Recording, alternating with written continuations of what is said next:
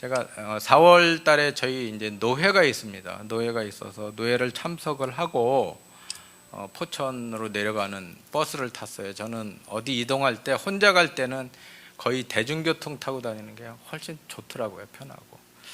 그래서 버스를 타고 가는데 거기에 동남아에서 온 여자분 두 분이 제 옆자리에 앉아 있었어요.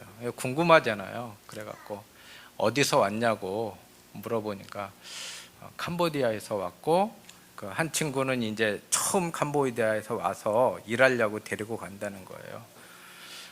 그래서 그러냐고 그랬더니 그 대답한 여자가 저를 이렇게 쳐다보더니 뭐라고 했냐면, 근데 아저씨는 태국에서 왔어요 그러더라고요. 너무 좀 당혹스럽기도 하고 황당하기도 하고, 제가 시골에서 막 일하고 햇빛을 좋아하다 보니까 좀 많이 끄슬렀어요. 그랬더니 한국 사람이 그러면 이해가 되는데 오늘 설교하고 조금 연관이 있는 내용이라 좀 말씀을 드렸어요. 오늘 바벨탑 사건은 아시는 대로 사람들이 이제 창세기 10장 이전에 홍수 사건이 있었잖아요. 그러니까 홍수로 멸망을 하니까 사람들이 우리가 더 이상 이제 하나님한테 홍수로 멸망을 당하면 안 되겠다. 그러니까 탑을 높이 쌓아서 우리가 홍수를 면해 보자. 뭐 이제 이런 이야기. 그리고 이제 그 끝에 하나님이 이런 괘씸한 놈들 내 그냥 두나 보다 하고 언어를 섞었다 그랬잖아요. 그래서 오늘날 뭐 영어, 프랑스어, 일본어 막 이렇게 쓴다. 이것이 이제 기존의 성경을 읽는 우리들의 패러다임이고 방식이었어요. 근데 그런 패러다임을 갖고 이 성경을 읽을 때 몇 가지 문제에 부딪히게 됩니다. 첫 번째 문제는 뭐냐면 사람이 벽돌로 아무리 높은 탑을 쌓는들 과연 전 지구상에 걸쳐서 일어난 홍수를 이길 수 있느냐의 문제예요. 아시는 것처럼 세계에서 가장 높은 산은 에베레스트 산이 8,848m, 그렇죠? 근데 그 8,848m 이상을 쌓아야 어쨌든 살아남을 거 아닙니까, 그렇죠? 그런데 오늘날 현대 기술이 총 집약이 돼서 지은 세계에서 가장 높은 건물이 어딘지 아십니까? 두바이에 있는, 제가 이거 어제 외우느라고 부르즈 칼리파라는 건물이 있어요. 삼성에서 건설을 했고요. 인공위성 GPS로다가 수평 맞춰가면서 지었습니다. 근데 그 건물의 높이가 828m예요. 그러면 에베레스트 산의 10분의 1분이 못 지은 거예요. 물론 지으려면 더 높이 지을 수는 있겠지만 현존하는 건물이 그렇다는 겁니다. 우리나라에서 제일 높은 건물 롯데타워는 555m래요. 그러면은 과연 벽돌을 열심히 쌓아서 8,000m 이상의 건물을 지을 수 있을 것인가에 대해서 우리가 한번 의심을 해봐야 돼요. 그렇죠? 그거는 좀 불가능할 것 같은 생각이 들고요. 그다음에 두 번째는 하나님께서 탑 쌓는 일을 멈추게 하기 위해서 언어를 섞었다. 뭐 영어, 중국어 그냥 같은 말을 하다가 어느 날 다른 말을 쓰니까 그 공사가 중단이 됐다 이렇게 알고 있잖아요. 제가 서두에 캄보디아 여자 얘기를 왜 했겠습니까? 그 사람들이 한국에 와서 일을 한단 말이에요. 그 언어가 다른데 어떻게 일을 하죠? 언어가 아무리 달라도 일하는 거요. 하루만 정신 바짝 차리고 그 일 하면은 합니다. 그냥 시키는 대로 다 알아서 합니다. 그렇죠? 그리고 아무리 멍청한 사람도 어느 나라에 가서 1년 동안 먹고 자고 하면 그 나라 언어 다 합니다. 근데 언어가 흩어졌기 때문에 공사가 중단되고 사람들이 헤어졌다? 이거는 조금 말에 안 맞는 거예요. 그래서 우선 11장 1절에 보니까 온 땅의 언어가 하나고 말이 하나였더라 이렇게 기록을 하고 있는데 이 구절을 근거로 예전에는 언어가 하나였다 이렇게 얘기를 하고 있는 거예요. 그런데 재밌는 거는 창세기 10장 10장 5절에 보니까 이렇게 기록이 되어 있어요. 이들로부터 여러 나라 백성으로 나뉘어서 각기 언어와 종족과 나라대로 바닷가의 땅에 머물렀더라. 창세기 10장 20절에 동일한 말씀이 기록되고 있습니다. 각기 족속과 언어와 지방과 나라대로였더라. 또 31절에 셈의 자손도 그 족속과 언어와 지방과 나라대로였더라 이렇게 기록을 하고 있습니다. 무슨 얘기냐면 창세기 11장 이전에 이미 언어는 다 나눠져 있었습니다. 그러니까 언어가 하나가 아니었다는 얘기예요. 무슨 얘기냐면 여러분들 우리나라도 요 땅이 작잖아요. 근데 제주도 가서 제주도 그 토속 사투리 하는 분들 말 알아듣습니까? 못 알아들어요. 무슨 얘기인지. 그래서 사람은 지역이 분리돼서 오랜 세월 살게 되면은 언어가 바뀌게 돼 있습니다. 변천이 되게 돼 있어요. 그래서 못 알아들어요. 무슨 얘기냐? 창세기 11장 이전에 이미 뭐 영어, 중국어, 독일어 이런 뭐 그 당시에 그런 언어를 썼는지 모르지만 언어가 이미 다 나누어졌다는 얘기예요. 그렇다면 왜 창세기 11장 1절에서는 온 땅의 언어가 하나요? 말이 하나였더라라고 기록을 하고 있냐면 여기서 말하고 있는 언어는 사파라는 단어를 썼어요. 입술이라는 단어입니다. 그 다음에 말은 다바르라는 말을 써서 우리가 의사소통하는 언어를 얘기를 해요. 근데 여기서 말하는 언어와 말이 하나였다라는 뜻은 뭐냐면은 같은 뜻이 되었다는 얘기입니다. 한 뜻이 되었다는 얘기예요. 그거를 이제 조금 우리가 쓰는 말로 하면 한 통속이 된 거예요. 한 통속. 무슨 얘기냐면 조폭들은 조폭들이 쓰는 언어가 있잖아요. 그렇죠? 그다음에 요즘 젊은이들은 젊은이들이 쓰는 언어가 있어요. 제가 제 딸 카톡하는 거 이렇게 보면 무슨 얘기인지 모르겠어요. 막 외계어 같은 거를 막 쓰고 있거든요. 그러니까 그런 같은 언어를 쓴 거예요. 같은 언어로 한 통속이 되었다. 그게 이제 창세기 11장 1절의 뜻입니다. 그리고 이제 무슨 일을 했나 볼게요. 2절에 보니까 이에 그들이 동방으로 옮기다가 신할 평지를 만나 거기 거류하며, 동쪽으로 계속 옮겨서 신할 평원이면 옛날에 바벨론이고 오늘날은 이라크에 흐르는 티그리스 유프라테스 강 하구 쪽입니다. 그쪽에 모였어요. 거기가 평지거든요. 거기 모여서 뭘 했냐면 3절에 보니까 서로 말하되 자 벽돌을 만들어 견고히 굽자 하고, 근데 여기서 견고히라는 단어는 원어에 아예 없습니다. 그냥 뭐냐면 벽돌을 만들고, 견고히 굽자를 원어로 하면 사라프예요. 둘 다 뭐냐면 불태우자 그런 뜻입니다. 그냥 벽돌을 만들고 불을 태우자, 거기서 불을 시컨 한번 내보자 이런 거예요. 그러면은 이게 무슨 얘기냐면 구약을 보면은 다 불태우는 얘기입니다. 유대인들이 무슨 일을 했죠? 유대인들은 항상 하나님 앞에 번제를 드렸어요. 그렇죠? 그 얘기를 하는 겁니다. 그럼 여기서 말하는 벽돌을 만들어는 뭐에 해당되냐면은 벽돌로 제단을 만드는 겁니다. 제단. 요게 벽돌로 견고히 만들어서 불태우는 것입니다. 그러니까 중앙에 있는 건 저게 제가 알기로는 멕시코에 있는 피라미드예요. 오른쪽에 있는 거는 우리가 알고 있는 기본 피라미드이고, 이제 왼쪽은 성읍이라고 하는데 옛날 사람들의 성읍은 개념이 뭐냐면 그 성 안에 뭐가 있어야 되냐면 성전이 있어야 됩니다. 그러니까 신에게 제사를 드릴 수 있는 성전과 제단이 있어야만 그걸 성읍이라고 하는 거예요. 그러니까 오늘 창세기 11장에서 사람들이 한 통속이 되어서 한 일이 뭐냐면 성전과 제단을 만들고 그 위에다가 제물을 불태우는 일이에요. 그러면은 사람들이 왜 제단을 만들고 제물을 불태우죠?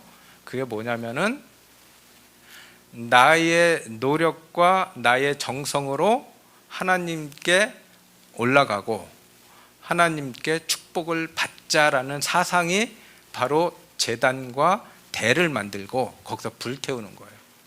그렇죠? 이스라엘 민족은 계속해서 제단에서 불을 태웠어요. 제물을 바쳤습니다.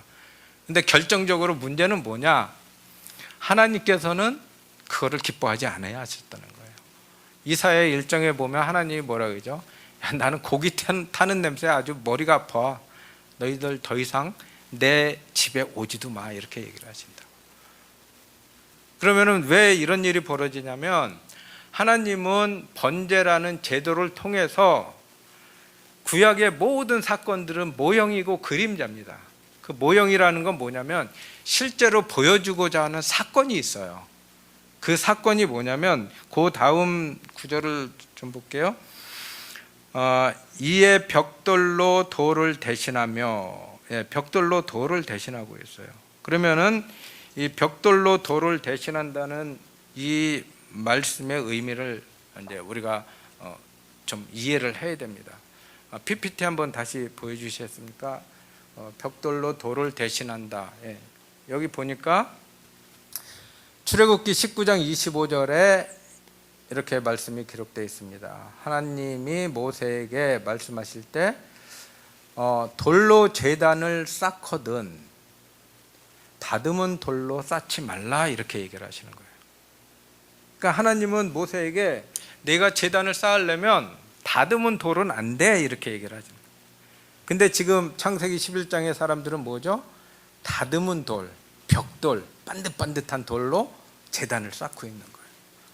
자, 두 번째, 신명기 27장 6절에 보니까 너는 다듬지 않은 돌로 내 하나님 여호와의 제단을 쌓고, 그렇죠? 그러니까 다듬은 돌로는 제단을 쌓으면 안 되고 다듬지 않은 돌로 제단을 쌓아야 돼 이렇게 얘기를 하는 거예요. 그러면 하나님도 어차피 제단 쌓으라고 한 거 아닙니까? 이렇게 생각하기가 쉽잖아요. 근데 창세기 27장에서 말하는 다듬지 않은 돌에 요 다듬지 않다라는 단어가 여기 뭐냐면 샤렘이라는 단어를 썼어요. 샤렘의 단어는 우리가 이미 알고 있는 단어입니다. 샬롬이라 그러잖아요. 샬롬. 샬롬과 샤렘이 어근이 같은 단어입니다. 그러니까 샤렘의 그 돌은 뭐냐면 다듬지 않은 돌은 평강의 돌, 반석이신 예수 그리스도를 얘기를 하는 거예요. 그러니까 하나님은 이 율법 속에 너희가 제단을 쌓으려면은 쌓을 수 있는 유일한 제단은 뭐냐면 예수 그리스도가 바쳐지는 제단이야 이렇게 말씀하시는 거예요. 그리고 그 제단을 누가 쌓았죠? 사실은 우리가 쌓은 게 아니라 하나님 그분이 쌓으신 거예요. 당신의 아들 예수 그리스도를 십자가라는 제단에서 불태워버렸단 말이에요. 하나님이 원하시는 제단과 제물과 제사는 예수 그리스도의 십자가의 대속 외에는 없습니다. 근데 유대인들은 이 속뜻으로 성경을 읽지 않고 겉뜻으로 읽으니까 어떻게 되죠? 자꾸 제단을 쌓는 거예요. 자꾸. 그리고 이왕 쌓을 제단이니까 더 좋게 쌓기 위해서 돌을 자꾸 다듬습니다. 그래야 더 높이 쌓고 더 화려하게 보이고, 그렇죠? 솔로몬이 성전과 제단을 쌓을 때 어떻게 했는지 아세요? 솔로몬은 이 말씀을 알고 있었어요. 다듬은 돌로 쌓으면 안 된다라는 말씀을 솔로몬이 알고 있었다고요. 그러니까 솔로몬이 하나님의 전을 화려하게는 만들고 싶고 다듬은 돌로는 만들지 말라 그리고 그러니까 솔로몬이 한 가지 꾀를 내요. 그게 뭔지 아세요? 돌을 저 두로 시돈에서 다듬어 갖고 옵니다. 그래서 예루살렘에서는 돌을 안 다듬어요. 그냥 조립만 하는 거예요. 이거 완전 편법이잖아요. 하나님은 다듬은 돌로 쌓지 말라 그랬지 예루살렘에서 다듬지 말라고 하신 게 아니라고요. 그래서 창세기 11장의 사건은 이런 사건입니다. 사람들이 한 통속이 되어서 하나님의 은혜가 아닌 내가 바치는 제물, 내가 하나님께 열심을 내서 드리는 예배, 나의 봉사, 나의 노력, 나의 방식으로 신앙생활을 하는 걸 통해서 우리가 하나님께 나아가자. 이게 바로 바벨탑 사건의 진실입니다. 그리고 그 사람들이 뭐라고 하죠? 우리 이름을 내자 이렇게 얘기를 하잖아요. 예배는 하나님의 이름을 내는 것이 예배지 내 이름을 내는 게 예배가 아니잖아요. 근데 사람들이 그렇게 지금 결심을 하고 탑과 성전과 대를 열심히 다듬어서 화려하게 그렇게 지금 만들고 있습니다. 그래서 이제 하나님께서 보니까 이게 대책이 없는 거예요. 나는 그런 의도로 얘기한 적이 없는데 이스라엘 민족은 그냥 죽어라 하고 일천번제라 그리고 양, 소 이런 걸 1000마리를 하루에 바쳐버리거든요. 불태워서. 그러면은 여러분들 1000번제 상상되세요? 양을 1000마리 잡으면 어떻게 될까요? 그 피가 그냥 피가 철철철 넘칩니다. 그래서 그 피를 따로 빼서 어디로 보내냐면 예루살렘 한쪽 계곡으로다가 흘려보내고 그 피가 쏟아지는 곳에는 무화과 나무가 엄청 잘 자라는 거예요. 기드론 계곡이라고 하죠. 기드론. 흰놈 아들의 골짜기, 죽음의 골짜기, 항상 피가 흐르는 골짜기. 이제 그것이 되는 겁니다. 그래서 하나님이 어쨌든 이거 참 대책이 없네. 그래서 이제 내려오셨는데 우리가 7절을 좀 같이 보시겠습니다. 창세기 11장 7절. 자, 우리가 내려가서 거기서 그들의 언어를 혼잡하게 하여라고 할 때 여기에 이제 동사가 2개가 등장을 합니다. 첫 번째는 내려가자. 우리가 내려가자. 그 다음에 어디로 내려가냐면 이거를 원어 그대로 번역을 하면 이렇게 번역을 해야 됩니다. 자, 우리가 거기 그들의 언어로 내려가서 이렇게 번역을 해야 됩니다. 무슨 얘기냐면 여기서 언어라고 아까 쓰인 단어가 사파라고 했습니다. 입술이라는 얘기입니다. 그러니까 하나님이 내려오시는데 신할 땅이라는 땅에 내려온 것이 아니고 하나님 그분이 그들의 입술에 내려온 겁니다. 입술. 하나님께서 우리의 입술에 내려오면 어떻게 되는지 아십니까? 여기서 혹시 그 경험 해보신 분? 좀 어렵게 얘기하니까 이제 못 알아듣죠. 방언하시는 분. 방언하시는 분 손 들어보세요. 괜찮습니다. 뭐 잘못된 거예요. 네. 방언은 내가 머릿속으로 하나님 감사합니다라고 기도를 해도 입술은 뭐야죠? 알라 하스 이스키시오스 마카 하스카 하스카 데데시오스. 그렇죠? 내 입술하고 내 생각하고 다른 말이 나오는 것이 이것을 얘기를 하는 거예요.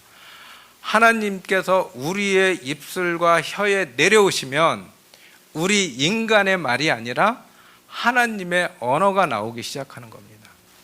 자, 그러면은 이 사건들이 신약에 그대로 이게 모형이잖아요. 구약은 모양이잖아요. 신약에서는 실체로 드러난 사건이 있습니다. 그 구절을 같이 볼게요.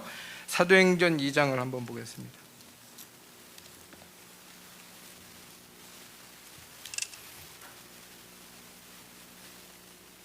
사도행전 2장 1절부터 보니까 오순절 날이 이미 이름에 예수님이 부활하신 지 50일째 되는 날입니다. 그들이 다 같이 한 곳에 모였더니 바벨탑의 쌓기에서 사람들이 모였던 것처럼 여기도 사람들이 모였어요.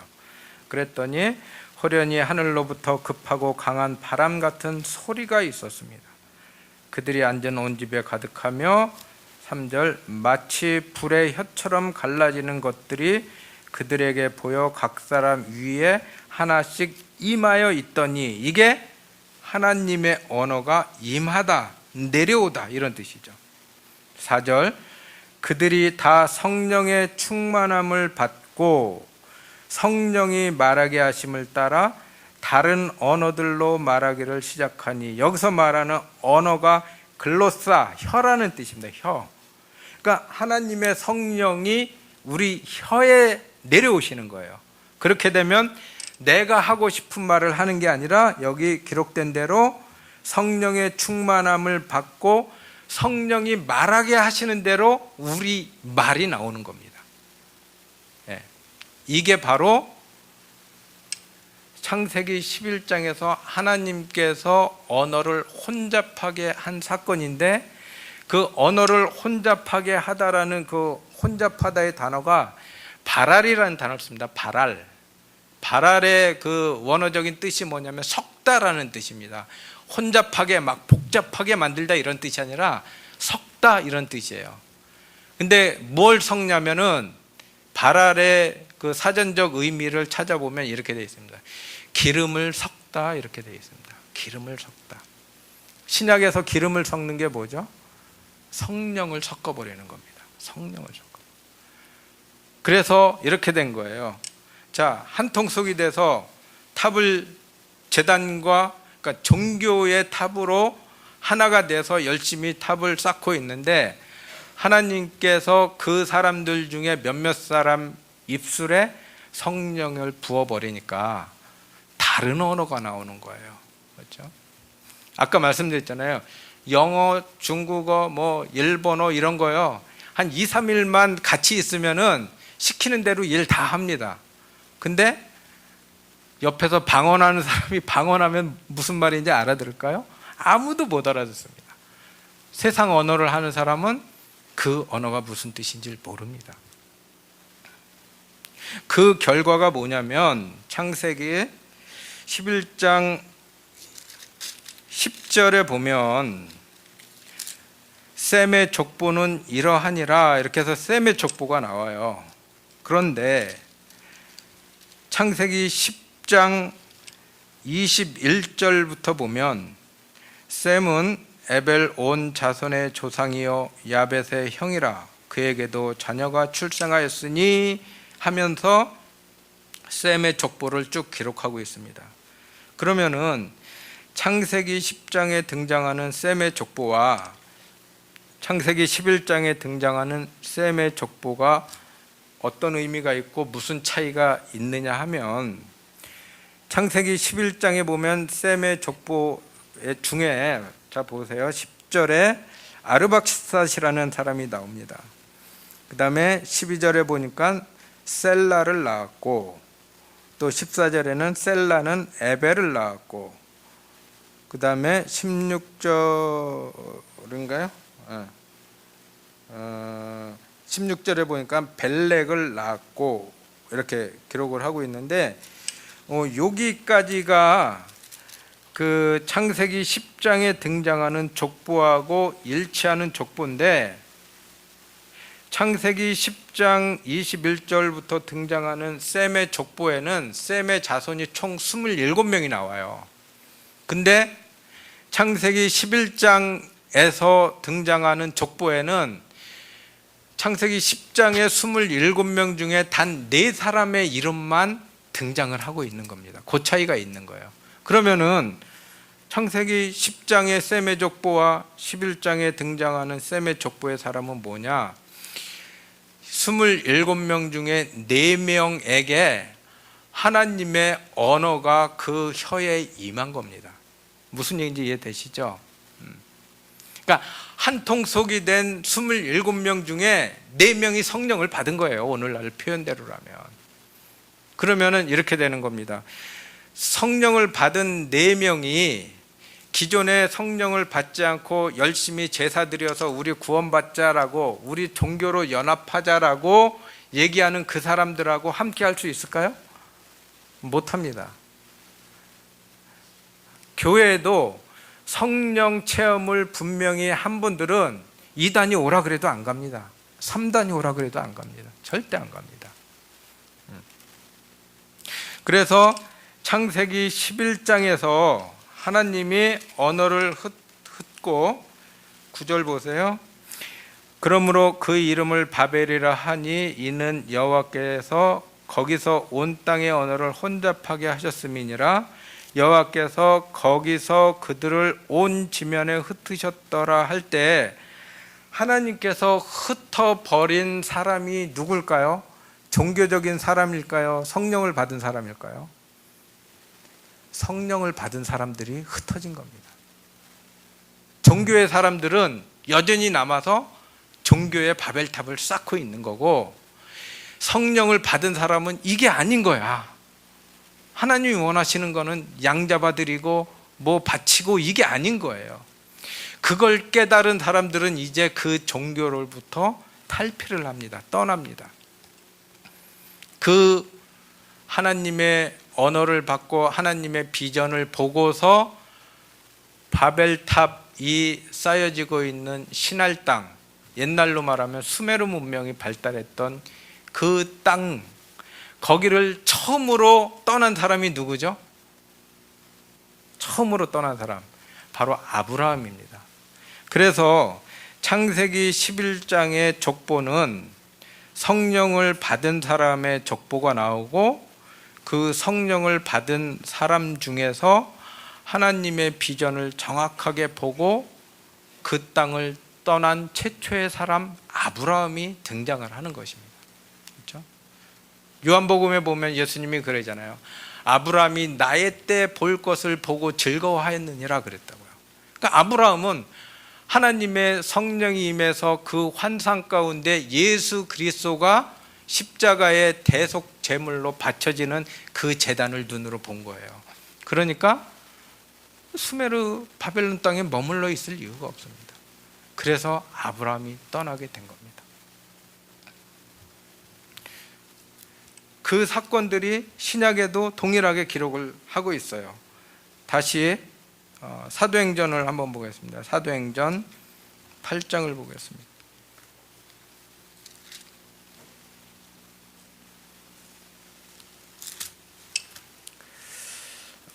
사도행전 8장 1절 후반부에 보니까 이렇게 기록이 되어 있습니다. 그날에 예루살렘에 있는 교회에 큰 박해가 있어 사도 외에는 다 유대와 사마리아 모든 땅으로 흩어지니라. 누가 흩어졌다고요? 예루살렘에 있는 교회에 큰 박해가 있어. 그러니까 그 박해의 시작은 뭐냐면 사울이 스데반 집사를 죽이는 거였잖아요. 그렇죠? 스데반 집사는 성령의 충만함을 받은 사람이었어요. 성령의 충만함을 받으면 그 순간부터 어떤 일이 벌어지냐면 세상에서 박해가 옵니다. 그렇기 때문에 많은 크리스찬들이 세상에 나가서 성령 안 받은 채 하는 거예요. 저도 직장 생활했지만 직장 생활 하다 보면 저 사람이 교회 다녔어? 이런 사람 많아요. 교회 다니는지 안 다니는지 모릅니다. 왜? 내가 교회 다닌다고 하면 옳지 않은 일을 옳지 않다고 성령이 내 혀에다가 말씀을 주시는데 그 말씀을 대언을 안 하는 거예요. 그러니까 직장에 다니는 누구도 저 사람이 교회 다녀? 이러고 있는 거예요. 심지어는 심각한 거는 제가 예전에 사업과 관련해서 어쩌다 술자리 가면 거기 그런 분들 무수히 만났습니다. 나도 교회 다니고 나도 교회 장로인데 술 한잔 어때? 이런 분들 많아요. 그 사람들은 첫 번째 하나님의 언어가 섞인 분들이 아닙니다. 사실은. 또 실제로 하나님의 언어가 섞였음에도 불구하고 세상에서 성공을 위해서 그것을 잠시 접어두는 사람들이 있어요. 근데 지금 제가 이 비유를 들면 막 그 사람들 뭐 그렇게 얘기되지만 사실은 이 얘기가 다 누구의 이야기죠? 내 얘기입니다. 내 얘기. 여러분들 이야기도 아니고 바로 저의 이야기입니다. 제가 하루하루 살면서 늘 이 싸움을 싸우는 거예요. 내가 분명히 하나님의 사람이고 목사인데 어떤 상황에 가면은 내 성격대로 하고 있거든요. 하나님은 그렇게 하지 말라 그러는데 내 성격대로 하고 있는 거예요. 왜? 박해받기 싫어서, 내가 지고 싶지 않아서. 그래서 하나님의 언어로 말을 하는 게 아니라 내 육신의 언어로다가 얘기를 하고 있는 저를 발견합니다. 그러면은 어떻게 하냐? 이제 또 하나님이 강림하세요. 하나님 내려와서 또 말씀을 주시는 거예요. 너 왜 내가 시킨 얘기를 안 하느냐? 이렇게 얘기를 하십니다.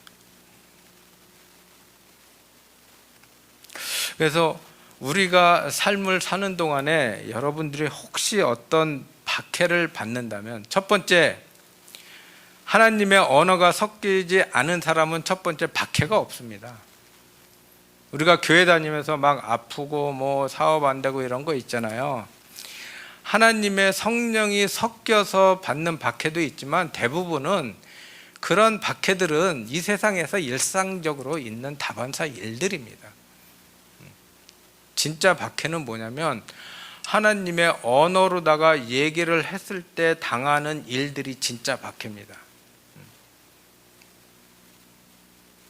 그래서 개개인에게 있어서 그런 일들이 벌어진다면 우리가 모여있는 공동체에도 똑같은 일들이 벌어지고 있는 거예요.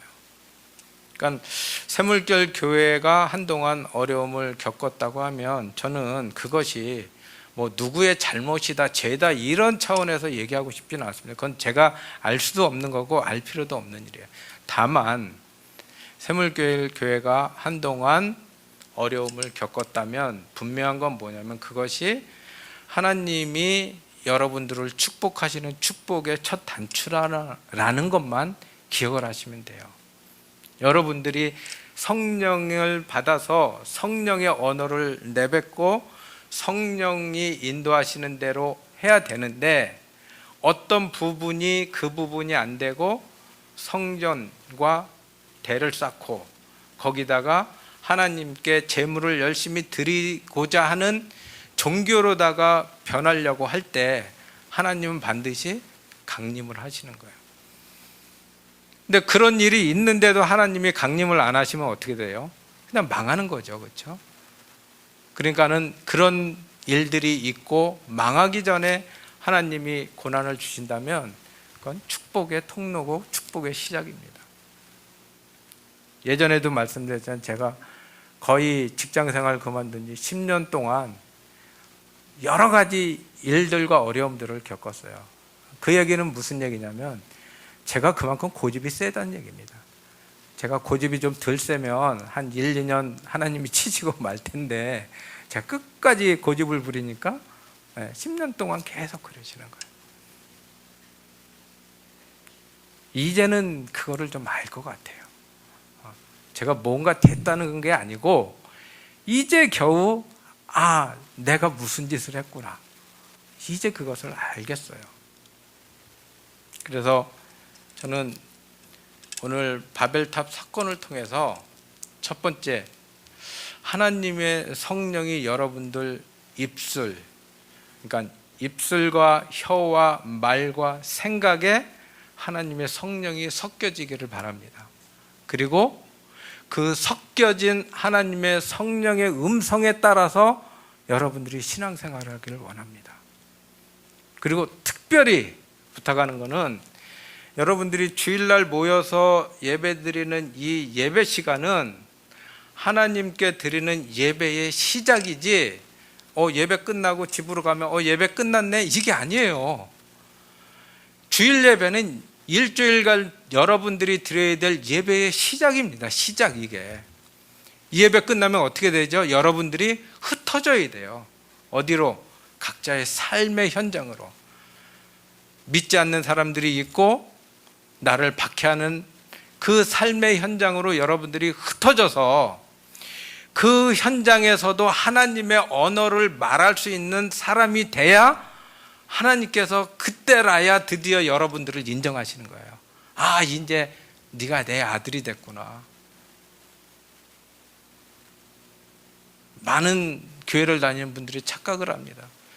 교회 가서 나는 예배 드렸고 주일 성수했고 11조 드렸고 봉사했으니까 나는 예배 끝. 하나님께 사랑받겠지?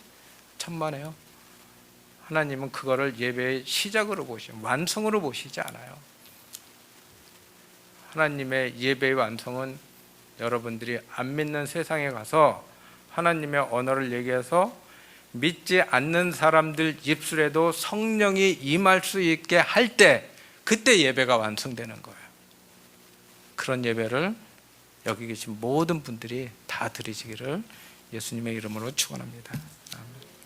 잠깐 기도하겠습니다. 예수님 감사합니다. 우리 육신의 생각과 말과 언어에 하나님의 언어가 섞이길 원합니다. 성령이 섞이길 원합니다. 그렇지 않으면 우리가 육신에 져서 육신이 요구하는 대로 살 수밖에 없는 존재인 것을 압니다. 주님께서 새물결교회 모든 성도분들 꼭 붙들어 주셔서 이제 새 목사님과 동행하는 사역을 할 때 성령이 임하게 하시고 성령으로 일하게 하시고 하나님께서 기뻐하시는 삶이 이 새물결 교회로부터 시작돼서 삶의 터전까지 정말 새로운 물결이 돼서 퍼져나갈 수 있도록 주님께서 축복하여 주시옵소서. 예수님의 이름으로 기도하였습니다.